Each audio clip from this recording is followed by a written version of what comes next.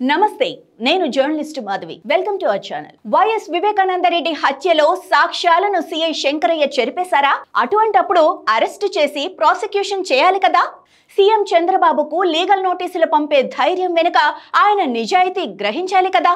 ఆపై ఎందుకు తాను ఆ వ్యాఖ్యలు చేసింది సీఎం చంద్రబాబు అయినా ప్రత్యేక ప్రకటన చేసి ఉండాల్సిందే కానీ ఇవేవి చేయకుండా సీఎం చంద్రబాబుకు లీగల్ నోటీసులు పంపటం బాధ్యతారాహిత్యంగా తీసుకొని పోలీస్ శాఖ చర్యలకు దిగటం మాత్రం హాట్ టాపిక్ అవుతోంది అసలు సిఐ శంకరయ్య తప్పు పూర్తి స్థాయిలో నిర్ధారించకుండా చర్యలకు దిగటం ఏమిటన్న ప్రశ్న ఉత్పన్నమవుతోంది వైఎస్ఆర్ కడప జిల్లా పులివెందుల మాజీ సిఐ శంకరయ్యను సర్వీసుల నుంచి తప్పించారు శంకరయ్యను సర్వీసుల నుంచి తొలగిస్తూ కర్నూలు డీఐజీ కోయ ప్రవీణ్ కుమార్ శుక్రవారం రోజు ఆదేశాలు జారీ చేశారు డీఐజీ ఆదేశాలతో క్రమశిక్షణా చర్యల్లో భాగంగా శంకరయ్యను విధుల నుంచి తొలగిస్తున్నట్లు కర్నూలు ఎస్పీ విక్రాంత్ పాటిల్ ఉత్తర్వులు జారీ చేశారు తక్షణమే ఈ నిర్ణయం అమల్లోకి వస్తుందని స్పష్టం చేశారు మరోవైపు శంకరయ్య ప్రస్తుతం వీఆర్లో ఉన్నారు అయితే ముఖ్యమంత్రి చంద్రబాబు నాయుడు తన పరువుకు నష్టం కలిగించారంటూ సెప్టెంబర్ నెలలో మాజీ సీఐ శంకరయ్య చంద్రబాబుకు లీగల్ నోటీసులు పంపించడం రాష్ట్ర వ్యాప్తంగా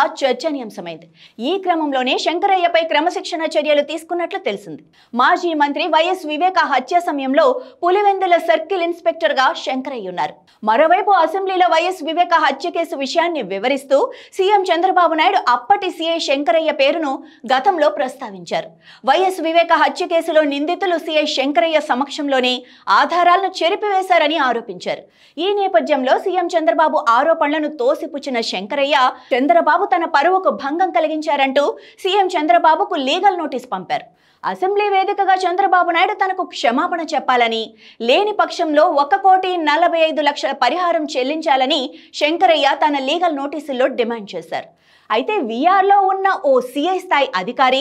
ఏకంగా రాష్ట్ర ముఖ్యమంత్రికి లీగల్ నోటీసు పంపటం అప్పట్లో తీవ్ర చర్చనీయాంశమైంది ఈ నేపథ్యంలోనే శంకరయ్యపై క్రమశిక్షణా చర్యలు తీసుకున్నట్లుగా సమాచారం మరోవైపు 2019 మార్చి 15న వైఎస్ వివేక హత్య జరిగింది కడప జిల్లా పులివెందుల్లోని ఆయన సొంతింట్లోనే దారుణంగా హత్య చేశారు అయితే ఆ సమయంలో పులివెందుల సీఐగా ఉన్న శంకరయ్య హత్య జరిగిన రోజు ఘటనా స్థలంలోని ఆధారాలను చెరిపివేస్తున్నా అడ్డుకోలేదని చంద్రబాబు అనేక సార్లు బహిరంగంగానే విమర్శలు చేశారు ఈ నేపథ్యంలో చంద్రబాబు పదే పదే చేస్తున్న ఈ వ్యాఖ్యలే తన పరువుకు ప్రతిష్టకు భంగం కలిగించాయని సిఐ శంకరయ్య సెప్టెంబర్ 18న సీఎం చంద్రబాబు నాయుడుకు లీగల్ నోటీసులు పంపారు 1996లో పోలీస్ శాఖలో చేరారు శంకరయ్య పోలీస్ శాఖలో మంచి పేరుంది అయితే వివేకానంద రెడ్డి హత్య కేసులో నిజాయితీగా వ్యవహరించారు కానీ ఆయన నిజాయితీ పని చేయలేదు ఆ నిజాయితీయే